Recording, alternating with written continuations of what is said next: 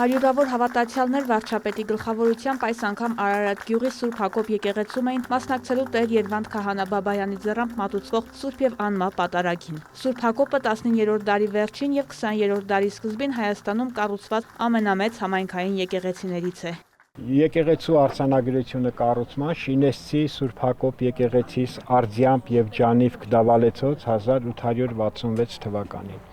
1866 թվականին կառուցվել է տեղական գորշ գրանիտից,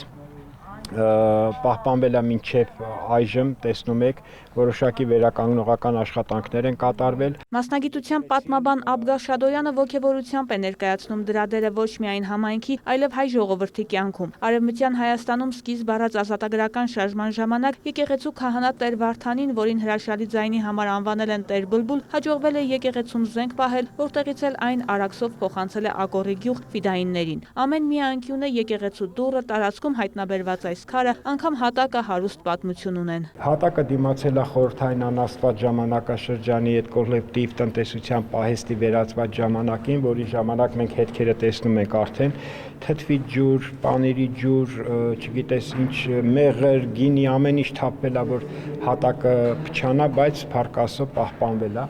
Եկեղեցու հիմնական վերանորոգումը կատարվել է 1985 թվականին։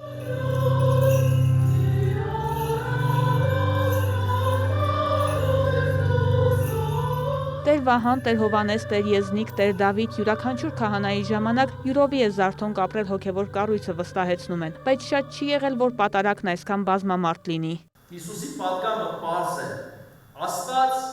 որ արարեց մեզ ու սիրում է մեզ, երբեք չի լքի։ Այս նշանաբանն այսօր էլ հրատապ է։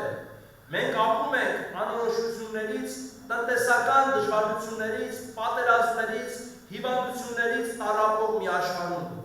Անհանգստությունը դարձել է համատարած, բայց Քրիստոսն ասում է. Ձեր հայրը գիտե, թե ինչի կարիք ունեք դուք։ Ապավինել Աստծուն չի նշանակում լինել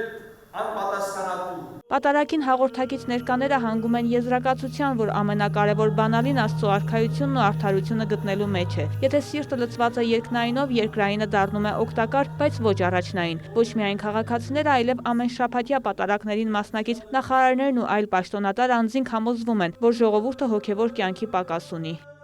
Մենք զգում ենք ամեն անգամ մարդիկ ինչպես են ուրախությամբ գալիս եւ կարծես վերագտած իրենց հոգևոր կարիքները բավարարելու, իրենց նաև Կիրակի օրը նվիրելու Աստծուն։ Սա շատ կարևոր է եւ միայն սրանից կարելի է ուրախանալ, որտեղ մենք տեսնում ենք մեր ժողովրդի նաև հոգևոր արթնությունը, որը մեր երկրի բարօրության անկախտելի մասն է։ Անձնապես շատ այդպես ասած հոգևոր մեծ բավարարվածություն է ստանում, բայց նաև զուգահեռ ես հասկանում եմ, որ անում ենք մի հատ շատ ավելի մեծ գործ, քան անձնապեսն է, որովհետև այդ մեծ գործը հետեւյալն է սրբապղծության մեջ ներգրաված մարդկանցից հայ առաքելական Սուրբ եկեղեցու ազատագրում, այսինքն ի վերջո հասնենք մի իրավիճակի, որ հայ առաքելական եկեղեցու ուրեմն հոգևոր առաջնորդությունը զբաղեցնեն մարդիկ, որոնք որ չեն խախտել եւ չեն խախտում իրենց ամենօրյա գործունեությամբ։ Կաթողիկոսը Պապոյանի ձևակերպմամբ միայն ֆիզիկապես է զբաղեցնում այդ դիրքը, քանի որ երեխաներ ունեցող մարդիկ չեն կարող լինել կաթողիկոս։ Ոչ միայն Արարատ համայնքից, այլև հարևան ու հեռավոր գյուղերից շատերն էին եկել մասնակից դառնալու պատարագին, նրանցից շատերը երկարատև դադարից հետո առաջին անգամ, մյուսները, որ բաց չթողնեն վարչապետի ներկայությամբ որևէ պատարագ։ Հովանավանքում եմ մասնակցել, Թալինում, Խաչիկում, ստեղել, այսպես միջև կմասնակցեմ, մինչև այդ օրը, երբ վերջ անգամ երևի կմասնակցեմ միասին վարչապետի հետ մոտակա ժամանակներ Մայրաթորում, որ կտրիչ ընդե գնա, մի շաբաթ ընդե կմաքրվի, հետո մենք կգնանք ընդե պատարագ կմասնակցենք։ Առաջին անգամ եմ մասնակցում։ Տպավորությունս այն է, որ հաճելի է, որ ժողովուրդը արդեն մի 10 տարվա առաջվա ժողովուրդը չէ, մարդկանց գիտակցությունը այսօր շատ բարձր է, մարդիկ հասկանում են ինչը ինչոց է, ինչ է կատարվել այս երկրի հետ, մեծավ մասամբ հասկանում են, գնահատում են այսօրվա իշխանությանը, գնահատում են այն արժեքները, որոնք ավելի մնայուն են այս ժողովրդի կյանքում, քան երբևէ։ Որ շատ քաղաքացիներ առաջին անգամ են պատարագին մասնակցում, արձանագրել է նաև վարչապետը։ Արարատից վերադառնալիս նա տեսանյութ է տարածել պատմելով. Միկի մոտեցավ եւ ասեց. 70 տարեկան եմ եւ առաջի անգամ եմ պատարագի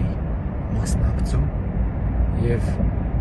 սա իսկապես շատ կարևոր է